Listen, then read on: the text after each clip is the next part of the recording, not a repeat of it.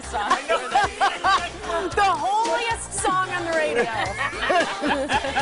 First up today, two guys who are both very familiar with being in the spotlight in their profession, you could say. They're both rock stars, but it's not the kind you expect. Yeah, on Sundays they wear robes and preach the gospel. They are two very popular pastors with very strong followings. Joining us today on the yellow couch, Pastor Bill Knapp from Fox Point Lutheran Church. The church is one of the largest of its kind in the state with more than 2,300 members. Molly being one of them. Yes, and we also have Father Tim, too. He's co-pastor of 7 different churches. Many people go online to see where he's preaching so they can check out his homily. Recently, Milwaukee Magazine featured Father Tim for its October cover story. The article is called Father Tim Superstar. You guys are huge. You guys are huge. What's up, guys? Tiffany's seen you preach. I'll go online to see where you're at, but typically I'll go when you're at Old St. Mary's because it's one of my favorites. They call them groupies in Milwaukee Magazine. Well, People like follow you wherever you go. Well, you know, I call them friends, but no, thanks for having us on. Bill and I just were having a really nice conversation in the green room. Did you two know each other before? No. What's the first time you'd met? Yeah. And isn't it true that people have sometimes said that you remind them of Father Tim? Right, and then they ask, have you met Father Tim? Because I used to be in the North Shore. I used to be up in Whitefish Bay, so. Okay. It's weird that you guys haven't met in a way, right? Because you're both so popular. Were you at St. Monica's or where were you? No, I was at Holy Family. Okay. So, but we decided we'd like a show now on TMJ if we could. Yeah, right? So, You got your own show. We feel this is an audition for that show. We thought this was an audition for that. So. I like it. It is. Let's talk a little bit about going out and about in public because you wear a collar. You don't, and I've seen you out and about before Packers games, out for coffee, whatever you do. You don't. Why don't you wear a collar? People wonder about that.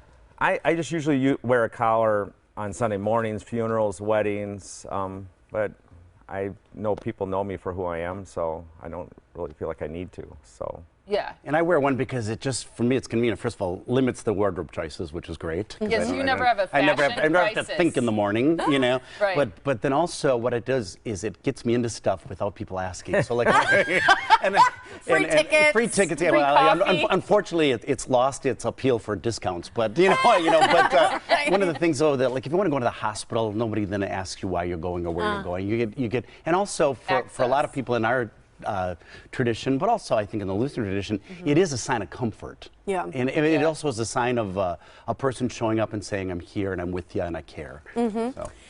We found this research, this study that came out that said that the people who are most happy in their careers are those who are in religious sectors, who are preaching, pastors, priests, clergy.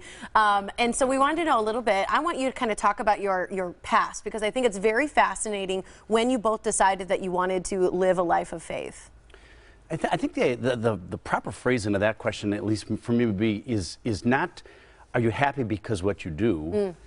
It's more important to say, do you do what you do because you're happy? Okay. And I think for me, the evolution of a vocation, a religious vocation, is that you realize this is kind of me and it makes me happy, which then makes me want to respond to, for us, God's grace, by wanting to do more and help others, instead of kind of chinning things up and making things in the plus column so that I can be loved. It's in fact quite the opposite. Well, you went to the seminary when you were 13. Yeah, I'm a lifer, so you know. So. Were your parents happy about your choice? Did they want you to be a priest? You know, God rest their souls, they're both passed on now, but they were great support. They never forced me. Obviously, when I went in at 13, and then I took a little bit of time off after that to just kind of go, you know, live and work a little bit. And well, yeah, you were a bartender. I was a bartender and a waiter, yeah, and that's where I really learned how to hear confessions. So, yeah, Was it at your parents' tavern, or was it just around? No, that was your parents owned a tavern. My parents owned a tavern from the time I was in first grade till the time I was a freshman in high school. But then after I finished my degree in philosophy, I decided to take a few years off, and I worked out east, and it was a lot of fun. And you know, part of the thing is that, as I'm sure Pastor Bill will acknowledge, you know, you don't come to a point where all of a sudden you say, this is my life and this is the way it's going to be. It's an evolution, any vocation. Because you didn't know until you were 17, but you felt like what? You felt a higher calling. Yeah, I felt God calling me to really work with high school and middle school kids. But my dad hated the fact that I was going in to be a pastor. He did not want me to do it. He was the CEO of a bank.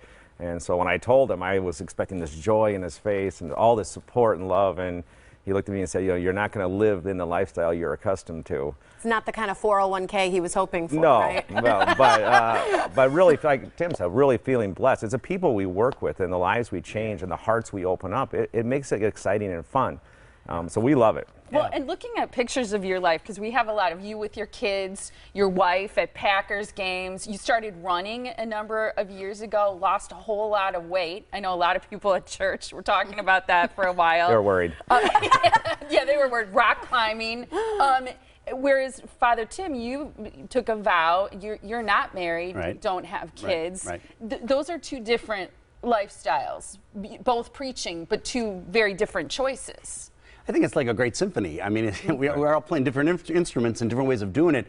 I think in the whole of it is for especially of us in our dispensation, which, Bill and I are really spiritual cousins, Lutherans and Catholics. And what we try to do is we try to send out the message, that we have a God who will take you as you are, but then use you to create something beautiful. And as St. Paul tells us, the body has many parts and they're all different things, but it all comes together in kind of an organic whole.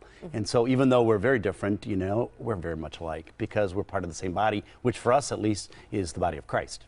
Why do you think people like you so much? Good I'd love to know, like, Yeah, I like because this. I know that why too. I like your sermons, but I want to know. I want to know why you guys think. From meeting Tim, we're real people. We're everyday people, and we love people. I think that partly is our authenticity. As I am what you see. Yeah, and I think don't get me wrong, I think piety is a good thing and devotion is a good thing, but I think also every once in a while people want to laugh. Yeah. Right. They also want, it's interesting, in the clerical state, they want you at one and the same time to be one with them, but also to represent the other. Right. Right. See, I think, but it's that accessibility that makes you likable. Now, see, I think what you guys should have done there when she asked that question, when Tiff asked you that, you should have said, you tell me, why do you like me so much? Yeah, you tell us. Why do you like us so much? Here's what I think. I think a big part of it, and this might be oversimplifying it, but yeah, you turn the interview. Look at they scoot closer. All right, we'll tell you why we like them. It's because you both have a sense of humor. That's not the only reason. But what's funny is I pulled up a couple of examples. For Father Tim, I remember reading, well, first of all, I think the accessibility, you were drinking tequila and margaritas and dancing at a destination wedding, and people love that. But speaking of the humor, you said something about fishing once, and you said, I caught what size northern was it? 40-inch northern. A 40-inch northern, and you said, believe me, I swear to God. I swear to God.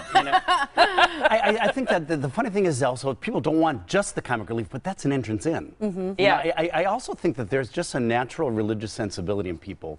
People like religion. They don't like it when religion becomes oppressive or mean. Or make you feel guilty. Or make you feel guilty. No, they want what we believe our founder at least told us is, I've come that you might have life and that you might have it to the full, which means the whole of your life. Instead of like you have your Sunday morning component and then you have the rest of the week. No, it's all one. Yeah. It's us. It's got to be accessible. Right. And that's part of what we're trying to make. And it has to be fun. I mean, Jesus had fun. He laughed. And sometimes people in faith are so serious about everything. And it's like, lighten up. Life is great. Life is fun. Enjoy it. When you said on social media, is it wrong to feel the goodness of God in a Solly's burger? And you're on social media. You're on Facebook. You're on Have you Twitter. eaten that? When Yeah, you feel it's pretty good. Oh, it's like that. I'm not saying a Sally's burger is going to save your soul. I'm just saying you can feel the love of God. Oh. In that burger. Well, I love it because you have Kops, you have Leons, you have all the Got 'em custard. all. Custard is a sign of God's existence. Exactly, Right? it's so true. Well, one of the reasons I love you is because I think, especially being a Catholic, it's a really tough time to be a Catholic. Right. It's a tough time in the religion, and you acknowledge that. You talk about it in your sermons. You don't shy away from it. You're very accepting of all preferences and lifestyles, and I think that's one of the things that so many people are drawn to because they've been pushed so far away from religion and from the church because of those things. So I would like to know, what do you feel is the hardest part of your job? Is it maintaining that, here's what the Bible says, but this is how the world has evolved? And that sort of change that's taken place, or how do you feel? What's the hardest part of your job? The hardest part of your job is? I don't think that that's the hardest part, because I think our faith talks into people's lives no matter what happens in electronics but I think the hardest part is talking into people's pain. Yeah. You know, and where they're struggling in sadness and brokenness, and that will always be the sense. And we always try to reach into the brokenness and help them find new life and light. You mean people who are sick and dying? Just people, maybe, people who are just are sad, people who are depressed, lives are falling apart, whose children die, who, you know, whatever it is, and people's lives get broken. And you know, that's the hardest part, but it's also the most rewarding part because we help lift them up. We help God fill them up to lift them up from where they are. Which then leads to the hardest part of my job then is then to have people, instead of always looking inward, begin more and more the task looking outward.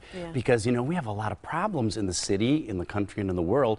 So obviously, as pastors, we're pastly sensitive to people's needs and their personal problems, but they're also communal problems. You know, what are we going to do about poverty? What are we going to do about racism? What are we going to do about being a more inclusive society in which we can all work together for the common good? That's a big thing in terms of the Christian dispensation, is the common good. How to deal with people who begin the religious experience individually, but also realize that the real call to all of this is community. It's filling them up and then pushing them out. Exactly. Yeah. That's it, Bill. That's Always. a great point. That's it exactly. And we have some rapid fire questions we got to get in because we only have a couple minutes left. But I just wanted to also say, aren't we on for the rest of the morning? careers, I thought it was the rest of the show, Oh, right? I wish. The least happy careers were telemarketers and bartenders. Really? I want to be a bartender. And you know what I always say? We're in sales, not production. You know, we are. You know, it's how You're both extroverts. You know, and plus it's how you present the. We work for a great boss, and the product is great. All we got to do is be the middle person. That's right. It's true. All right, here's our rapid fire. Would you rather be good looking or famous? I'd rather be holy. You can't choose that. Fair. Okay. No. Okay. I guess. Yeah. I'd People rather, say that you, the doppelganger, look a little like a young Elton John. Is no, that okay with you? Well, I don't care what they say, but I to be honest with you, I don't get that. But you know, no, I guess I'd rather. And you look like every Irishman anyone's ever seen. And he's not Catholic. I don't. I asked people who I look like. They said we have no idea. But you look like somebody we know. Everyone says you look like someone I know. You do. Famous or good looking? Famous. Okay. All right. You know it's going to be a good day when? I appear on the Morning Blend show. Yeah! So unfair. I'm done. I'm finished. The funniest thing someone ever said to me while I was preaching or about my preaching was, I had somebody who said to me, and it was, I won't tell the venue, but all of a sudden someone yelled out because she didn't quite know what we were doing. She goes, well, now your homily is a complete waste of time. That was a tough one. that was a tough one. I had somebody say, it's okay, you'll get them next week. That's awesome. Is God a Packers fan? I think in terms of the way we deal with God. Oh, you're going into a whole explanation on this, really? Yes or no? Yes. Yes, there you go. Yes. Favorite guilty pleasure? Custard. Probably bourbon. Yeah. Favorite junk food? Bourbon. You like that? Yeah, bourbon. Junk food. Chips. Nachos. Okay. Would you rather be funny or smart? Oh, I think I'd rather be smart. Yeah. I'd rather be funny. Introvert or extrovert? I'm an extrovert.